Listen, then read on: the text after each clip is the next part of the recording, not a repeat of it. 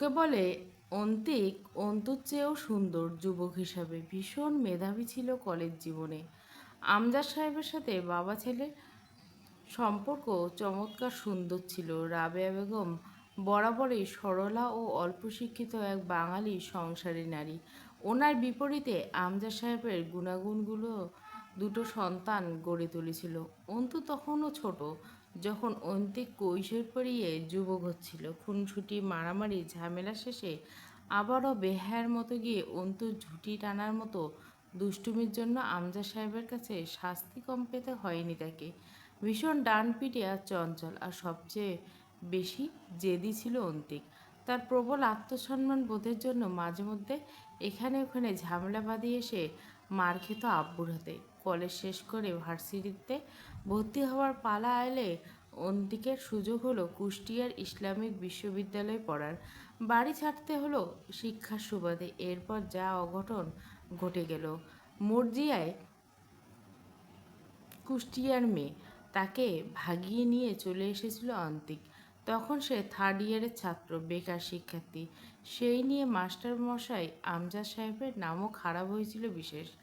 আমজাদ সাহেব হাই স্কুলের এক সামান্য শিক্ষক। ওনার আদর্শের চূড়াকে মাটিতে মিশিয়ে যে কাজটি অন্তিক করেছিল, তাতে সবচেয়ে ক্ষতি যে সে নিজের এবং সবচেয়ে বড় কষ্টটা আব্বুকে দিয়েছিল। অথচ এটা বুঝে অনুতপ্ত ও ব্যথিত হবার বদলে সে বিগড়ে গেল। দুটো থাপ্পড় মেরেছিলেন আমজাদ সাহেব ছেড়েল কার্ডে। কয়েকটা কথা বলেছিলেন, তার মধ্যে আন্তিকের আত্মসম্মান লাগা কথাটা ছিল, বউ তো নিয়ে এলি, খাওয়ানোর মুরদ আছে। আর বিশেষ কিছু বলেনি। এরপর থেকে আন্তিক বদলেছে। মর্জিয়া নিজেকে প্রকাশ করেছে। শিক্ষিত মেয়ে হওয়া সত্ত্বেও আচরণ খুব উগ্র তার। অন্তু বলেছিল, ভাইয়া, তুমি যে আত্মসম্মানের বড়াই এখনও করছিস, তা কিন্তু খুইয়ে তোর মতো মেধাবী এক ছাত্র প্রেমের মতো ছোট কাজটা করেছে। আর তা করছিস ভালো। এই ভরা কেরিয়ার গাঙ্গে ভাসিয়ে বাপ মায়ের মন ভেঙে বউ ঘরে আনাটা কোনো আত্মসম্মানবোধ জ্ঞানের পরিচয় ছিল না। ব্যাস। আর না প্রাণের আব্বু, না না অন্তু। কারোর সঙ্গে কথা নেই, কি করছে, কি হচ্ছে, সবটাই নির্লিপ্ত, নিঃশব্দ। অথচ মর্জিয়ার উগ্রতা ও খিটখিটে মেজাজ দিন দিন লাই পাচ্ছে। অন্তুদের এলাকায় একবার ম্যানেজার পরিচালিত গণশিক্ষার কার্যক্রম এসেছিল। সেখানে বয়স্কদের শিক্ষা দেওয়া হয়। সে তখন এইচএসসি পরীক্ষা দিয়ে দিনাজপুরে টুকটাক কোচিং করছে। শখের বিষয়ে বড় নিরক্ষর মানুষদের শিক্ষা দেওয়া। সেও শিক্ষিকা হিসেবে যোগদান করেছে সেখানে। সেখানেই পরিচয় হয়েছিল তাসিনের সাথে ওর। তাসিন ওর প্রেমে পড়ল। বাড়ির লোকদের সাথে, বিশেষ করে রাবেয়ার সাথে খুব সখ্যতা গড়ে উঠেছে তার। রাবেয়া মানুষটা যুবকদের সাথে খুব তাড়াতাড়ি মিশে যান, ভোলাভালা সরল নারী যাকে বলে। এক পর্যায়ে তাসিন যখন প্রস্তাব দিল বিয়ের, সাপ মানা করেছিল অন্তু, সে বিয়ে করবে না। এমনকি সে কখনো তাসিনকে প্রেমিকের নজরে দেখেনি। তাসিন নিজে থেকে উতলা হয়ে পড়েছিল। এরপর কিছুদিন কেটে গেল। তাসিন হাল ছাড়ল। মর্জিয়া নিজের বোন বিথির সাথে তাসিনের বিয়ে দিল। অথচ এখন কেন তাদের সংসারে অশান্তি, তা জানার কথা নয় অন্তুর। তাসিনের সাথে কোনো কালেই তার বিশেষ যোগাযোগ ছিল না। অন্তুর ধারণা, মিতির সংসারে কোনো ঝামেলা চলছে, আর এটাকেই কেন্দ্র করে মার্জিয়া ভাবছে পুরনো এই ব্যাপারটার জের ধরে তাসিন বিথিকে অত্যাচার করছে। ভার্সিটির উদ্দেশ্যে বেরিয়ে গেটের কাছে যেতেই আব্বুর সাথে দেখা হলো। সারা রাত যাত্রায় সকালে বাড়ি ফিরলেন আমজাদ সাহেব। অন্তুর চোখে মুখে খেলনা পাওয়া বাচ্চার মতো উদ্ভাসিত হয়ে উঠল। এই অসময়ে ফিরলে যে? কাজ শেষ হয়ে গেল, ফিরে এলাম। অন্তু, বের হচ্ছিস নাকি? না। খেয়ে? অন্তু চোরের মতো মাথা নয়। আমজাদ সাহেব ধমকে ওঠার আগে অন্তু বললেন, আব্বু, তোমার গ্রামের জমি বিক্রি করার এমন কি বিশেষ দরকার পড়ল? বলনি কিন্তু এখনও আমায়। গম্ভীর মুখে আমজাদ সাহেব বললেন, সব কথা শুনতে হবে কেন? পড়ালেখায় মনোযোগ নষ্ট হবে এসব সাংসারিক বিষয়ে মাথা নাড়লে। মন দিয়ে পড়। অন্তু অসন্তোষ চিত্তে তাকায় আব্বুর দিকে। তিনি বলছেন, ভাড়া আছে কাছে? অন্তু মাথা নাড়ল, আছে। আমজাদ সাহেব শার্টের বুক পকেট থেকে 50 টাকা বের করে অন্তুর হাতে দিলেন। সাবধানে যাবি, ক্লাস শেষে দেরি করবি না, তাড়াতাড়ি ফিরে আসবি। অন্তু একটু সপ্রতিভ হলো। এ কথা বলছো কেন? ক্লাস শেষে কোথাও কাজ আছে কেন? না, নেই। তাহলে আর দেরি করার কি আছে? এমনিতে ভার্সিটি চত্বরে আজকাল ভালো চলছে না। রিক্সা থেকে নেমে ভাড়া মিটিয়ে অন্তু এগিয়ে গেল গেটের দিকে। অন্যরকম লাগছে কিছু একটা। জটলা পাকানো লোকজন ক্যাম্পাসে, এক স্থানে চেয়ার ও বেঞ্চি পাতা। জয় বসে আছে পায়ে পা তুলে, পাশে হামজা, দুজনের পরনে সাদা পাঞ্জাবি। বসে বসে ঠ্যাং দুলাচ্ছে দুজনেই। নভেম্বর মাসের সময়টা, শাল জড়ানো গায়ে দুজনকে ঘিরে দাঁড়িয়েছে ছাত্র সংগঠনের ছেলেরা। মহান দুই ব্যক্তির পাশে দাঁড়ানোর সুযোগ পেয়ে ব্যাপক ধন্য তারা। হামজা স্বভাবসুলভ গম্ভীর মুখে বসে আছে। জয় এদিক ওদিক তাকাচ্ছে, স্থির থাকার স্বভাব নেই। শঙ্কিত বুক নিয়ে ভিড় ঠেলে ঠুলে একটু ভেতরে ঢুকলো অন্তু। জীর্ণ একটা ময়লা কাপড়ে ঢাকা কোনো মেঘ শোয়ানো দেহ মাঠের ঘাসের উপর পড়ে আছে। সেই মুহূর্তে কারো ধাক্কায় একটু পিছিয়ে এলো অন্তু। মেয়েটা কি আঁখি? বুকের রক্ত ছলকে উঠল অন্তুর। সালমা খালার মেয়েটা এত সুন্দর! অভিশাপে ঝরে পড়া চাঁদের টুকরো বুঝি। ঘন চোখে পাপড়ি যেন এই ঝাপটে উঠবে। সে সুন্দর মুখখানা বিবর্ণ, খামচির দাগে ভর্তি। ঠোঁটের কোণে রক্ত জমাট বেঁধে শক্ত হয়ে গেছে। কালচে রং ধারণ করছে, গাছি গাছি চুল ছিঁড়ে উঠিয়ে ফেলা হয়েছে। বাকি দেহটা এক টুকরো কাপড়ে ঢাকা। সেই কাপড়টুকু নিচে এতগুলো মানুষের ভিড়ে কোনো এক মেয়ের নগ্ন দেহ পড়ে আছে। অন্তুর মনে হলো সে মানসিক ভারসাম্য হারিয়ে ফেলছে, যার ফলে শরীরের ভারটা ছেড়ে দিতে চাইছে। তখন কেউ ধমকে উঠল অন্তুকে, পিছনে সরে দাঁড়ান, এত কাছে এসে দাঁড়াবেন না, সরুন, পিছনে যান। স্পষ্ট বিন্যস্ত ভাষা, ভরাট আদর্শমূলক কণ্ঠস্বর। কালচে খয়েরি ইনশার্টে একটা ফর্সা মতো পুরুষ অন্তুকে উপেক্ষা করে হাতা গোটাতে গোটাতে গিয়ে লাশের মাথার কাছে বসলো। ইন্সপেক্টর রশিদ ডাকলো তাকে, মুস্তাকিন, আপনার ফোন বাজছে। মুস্তাকিন ভিকটিমের দেহ থেকে চোখ না তুলে বলল, পরে অ্যাটেন্ড করছি, রেখে দিন। অন্তু ভিড় ছেড়ে বেরিয়ে গেল। আব্বু রোজ পত্রিকায় পড়ে রেখে দেয়, সেখানে এমন ঘটনাগুলো চোখে পড়ে। আর সেই পত্রিকা ভেদ করে প্রথমবার কোনো খুবলে খাওয়া মেয়ের মরদেহ সম্মুখীন এসে পড়ছে। এগুলো আসলেই হয়। অন্তু কাঁদে না, আমজা সাহেব কাঁদতে শেখায়নি, কিন্তু আজ সেই সব শিক্ষা কাজে লাগলো না। অন্তু নেকাবের নিচ দিয়ে ঝরঝর করে অশ্রু ঝরছে। আর একটু দূরে এসে মুখের নেকাবটা খুলে ফেললো। ব্যাগের সাইড থেকে পানির বোতল বের করে পানির ছিটা দিয়ে মুখে চোখে টিস্যু দিয়ে মুখটা মুছে দুটো শ্বাস নিল জোরে জোরে। ধমকালো নিজেকে, আশ্চর্য, এত ভঙ্গুর হয়ে পড়ছো কেন তুমি অন্তু? তুমি তো এমন নও। কোথা থেকে যেন সালমা খালা বুক চাপড়ে আহাজারি করতে করতে ছুটে এসে ধপ করে বসে পড়লেন মেয়ের লাশের পাশের মাটিতে। অন্তুর চোখ বোধহয় আবারও ভরে উঠল। নিজের উপর রেগে উঠে অন্তু, কি মুসিবত! এভাবে ভেঙে পড়লে জীবনকে মোকাবেলা করবে কি করে? কিসের মোকাবেলা? ওই তো একটা মেয়ের ছিন্ন ভিন্ন লাশ পড়ে আছে মাঠের উপর। অন্তুও তো মেয়ে। জঙ্গলের জানোয়াররা কবে যে মানুষের মতো রূপ ধরে মানুষের সমাজে বাস করতে লেগে পড়ছে, তাদের মোকাবিলা করতে ও ভঙ্গুর হলে চলবে কেন? সালমা খালাকে সামলাতে যে নারীটি ছুটে এলো, অন্তুর চোখ আটকালো তার উপর।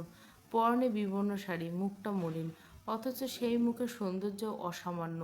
এদের চেহারার আভিজাত্য মিলছে না পরিস্থিতির সঙ্গে। কে করছে এসব? জয়, হামজা? তাদের কথাই প্রথমে মাথায় এলো অন্তুর, কিন্তু তা উচিত নয়।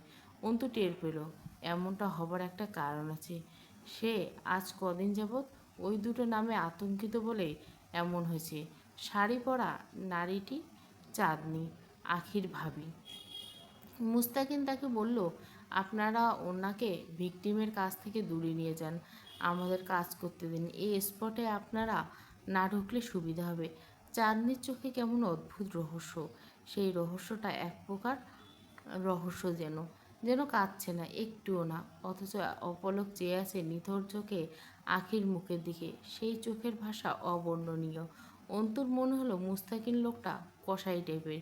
এমনিতে সরকারি কর্মকর্তারা তাই হয়। মুস্তাকিন একটু আখির ভাই সোহেলকে ডাকলো। সোহেল এক দৃষ্টিতে বোনের লাশের দিকে চেয়ে আছে। তার চোখে পানি নেই। সে শুধু তাকিয়ে আছে। মুস্তাকিনের ডাকে এগিয়ে এলো। মুস্তাকিন কোনো রকম শিরোনাম ছাড়াই প্রশ্ন করলো, কবে ফিরছেন দেশে? সোহেল আনমনে ছিল, একটু ঝাড়া মারল যেন নিজেকে। হ্যাঁ, এই তো 4 দিন হলো। কোন দেশে থাকতেন? দুবাই। কি কাজ করতেন সেখানে? রাজমিস্ত্রি আর শাটারিংয়ের কাজ করতাম। আখি লাস্ট কবে দেখা গেছিল বাড়িতে? খানিকক্ষণ চুপচাপ মাটির দিকে তাকিয়ে থেকে বলল, চাঁদনি বলে সপ্তাহখানেক আগে। নিজেদের সামলান এবং আমাদের সাহায্য করুন তদন্তের কাজে।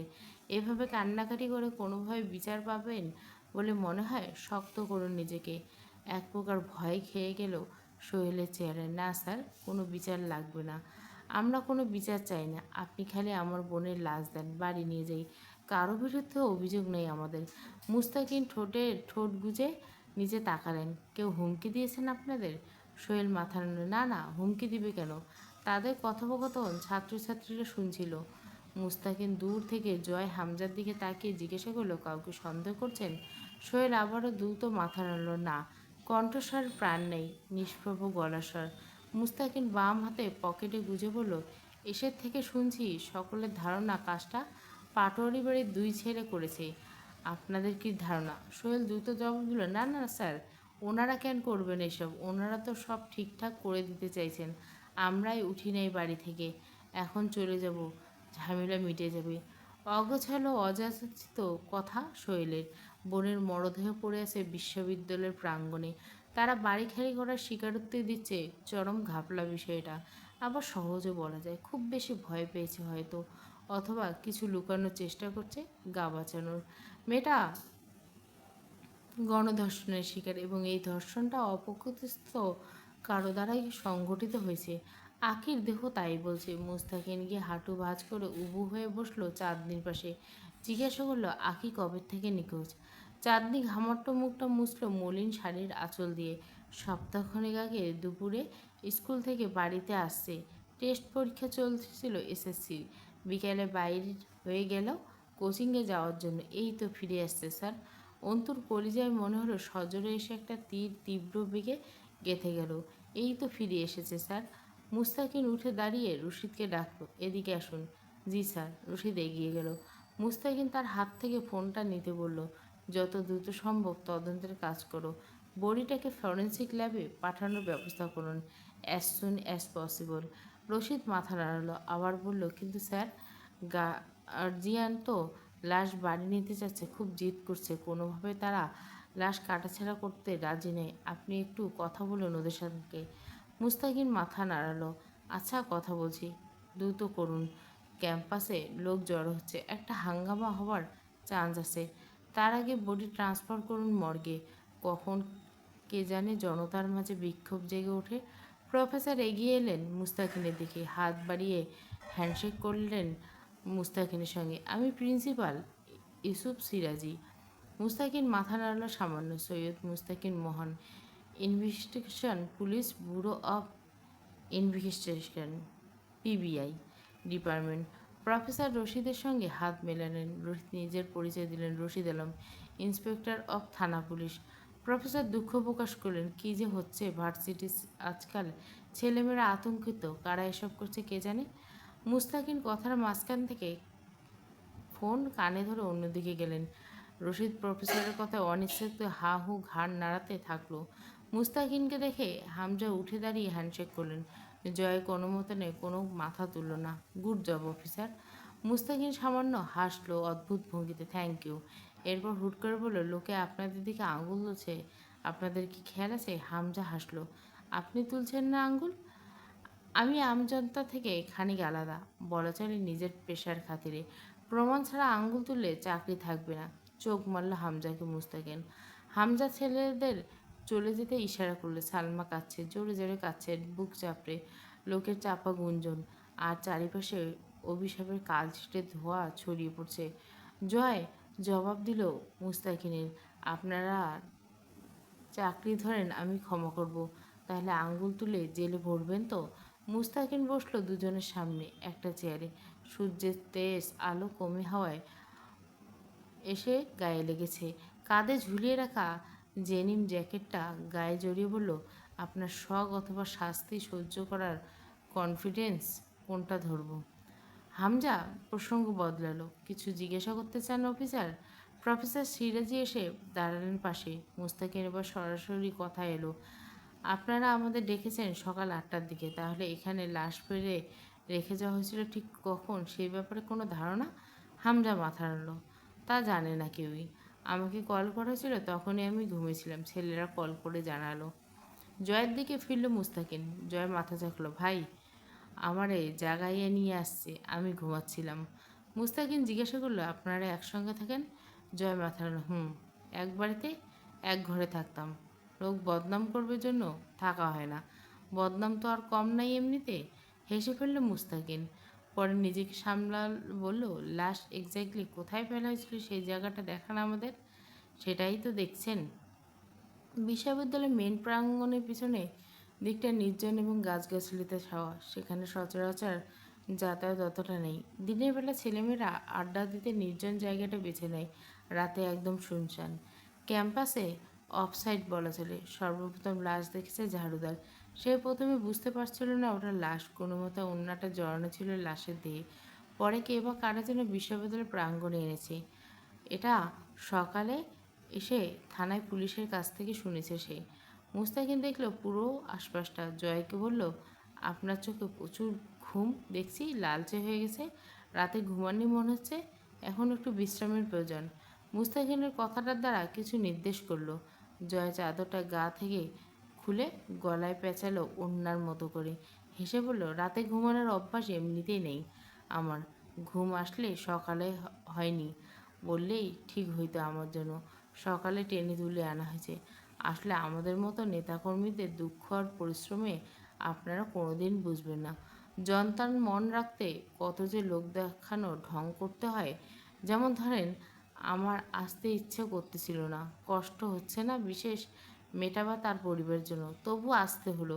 ইভেন ধর্না ধরে বসে থাকতে হচ্ছে হুদাই এখানে বিরসমুখে। কার বাল লড়তেছি বসে। মানুষ তো মরবেই, এই অবধারিত বিষয়টা, এইসব ঢং কি মনে ধরে কোথাও সয়? তবু সওয়া লাগে, কারণ তথাকথিত সমাজসেবক আমি। Dash for this introduction. আপনি ভাবছেন আপনি তথাকথিত সমাজসেবক? জয় চাদরটা গলা থেকে হাতের কবজিতে জড়াতে জড়াতে বলল, না মানার কি আছে? আমি ভালো না তা লোক জানে। আর তা কি আমি জানার আগে? আমি জানছি, এরপরে লোকে জানাইছি, তখন লোক বলছে। মুস্তাকিন কিছুক্ষণ চুপ থেকে জয়কে জিজ্ঞাসা করে, মুস্তাকিন, তাহলে আপনাকে সন্দেহের তালিকা রাখবো? হুম। এই কেসটা সাসপেক্ট হিসেবে থাকতে থাকতে উল্টোপাল্টা কিছু প্রমাণ হয়ে গেলে ফাঁসি হয়ে যাবে। সেহেতু মেয়েটা মরে গেছে, এত তাড়াতাড়ি মরে কি লাভ? মরবো এইরকম কোনো কেসের দায়ে, তবে একটু বয়স গেলে। এখনও বিয়ে শাদি করিনি, বিশেষত বাসরটা।